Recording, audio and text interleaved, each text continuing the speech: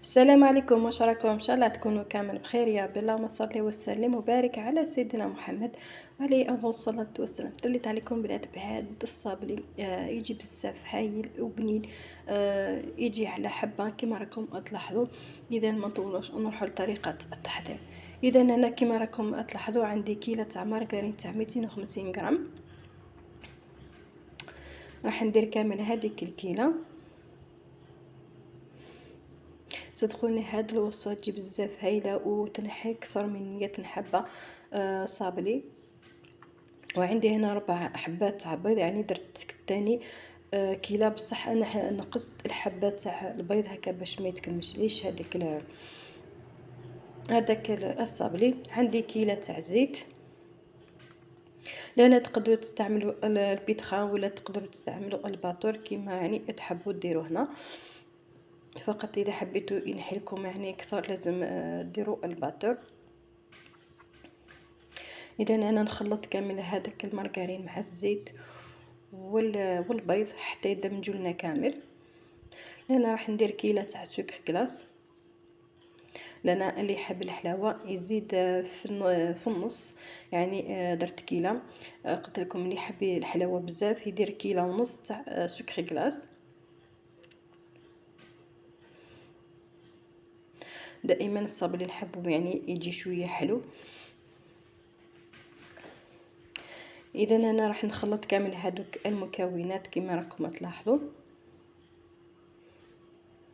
انا راح ندير افلافاني،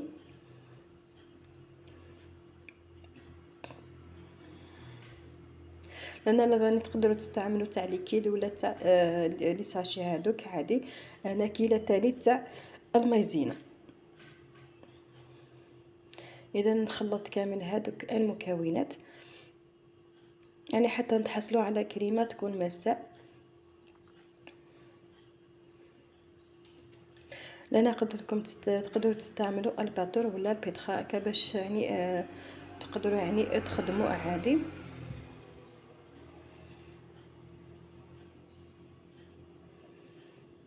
اذا انا نكمل نخلطها كامل مليح.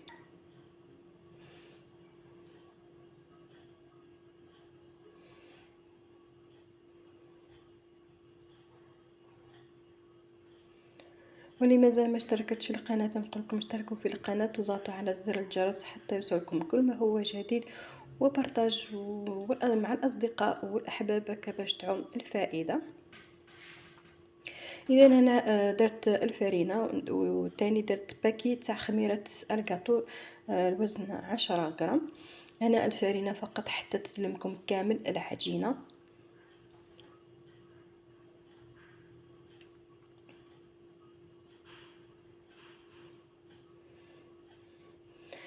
انا بعد ما كملت لميت كامل العجينه شوفوا هذاك القوام اللي تحصلنا عليها.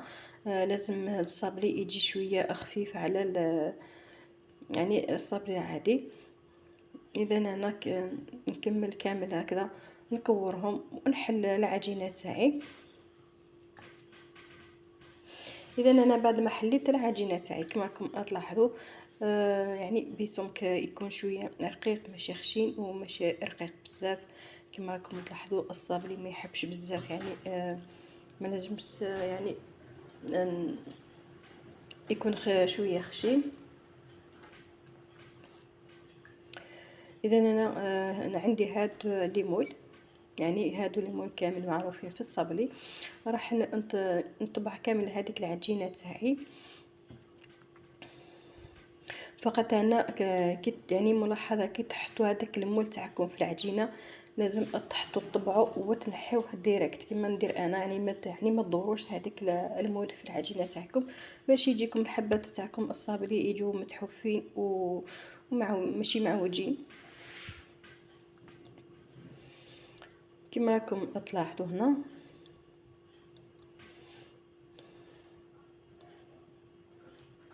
لان تقدروا تستعملوا يعني ورق طي ولا الساشي فوق طاوله العمل تاعكم.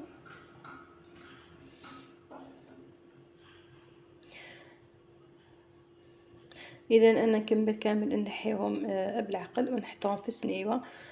نحطهم في الكوشه يطيبوا على 125 درجه فقط لازم تعسوهم. هكذا كما راكم تشوفوا. انا كنت درت كميه، اذا انا راح نحطهم كامل في الكوشه. اذا انا بعد ما طابوا هذوك لي صابلي تاعي كما راكم تلاحظوا، فقط خذوا هذوك اللون الذهبي، راح نحي هذوك يعني ملقع. راح انا ندير لكم تزيين يعني بسيط، يعني كما راكم تشوفوا. راح نخلي هذوك فقط اللي فيهم الثقبه ونرش عليهم السكر كلاص. والصابلي لازم يكون سخون باش يشد هذاك سكر كلاص يعني من الفوق. لازم هو هكاك سخون، يعني تخرجوه من الكوشه، تنحوا فقط هذوك القاع تاع الصابلي، وهذاك من الفوق اللي فيها ثقبه كما راكم تشوفوا نرشوا عليه سكر كلاص وهو سخون باش يجي يشد لكم هذاك السكر كلاص. واكيد نحطوه حتى يبرد مليح مليح باش هذاك السكر يشد لنا. اذا انا بعد ما برد لي هذيك الصابلي تاعي كما راكم تشوفوا، انا عندي شويه تاع معجون، راح ندهن هذيك الحبه تاع الصابلي ونحطها يعني من الفوق غير بالعقل هكا باش ما يتوسخليش كامل حبات الصابلي. نحاول انكم تعدلوهم، يعني هذوك الشراشف يعني لازم تحطوهم يعني قيس قيس باش يجيكم هذوك الحبات تاعكم متحوفين كما راكم تلاحظوا.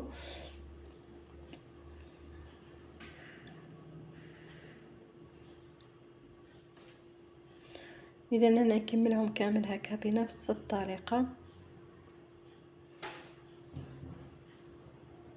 يعني تقدروا لا تخليوهم هكذاك يعني بلا بدون السكر غلاس. اذا انا بعد ما كملتهم هذيك الثقبه تاني درت لها يعني درت هذاك المعجون ملعقه تاع فلون بذوق الفراوله وزينتهم هكذا كما راكم تشوفوا. ان شاء الله يعجبكم الفيديو تاع اليوم، ما تنسوناش بجيم واشتراك للقناه هكا باش تعم الفائده، وزر الجرس حتى يوصلكم كل ما هو جديد.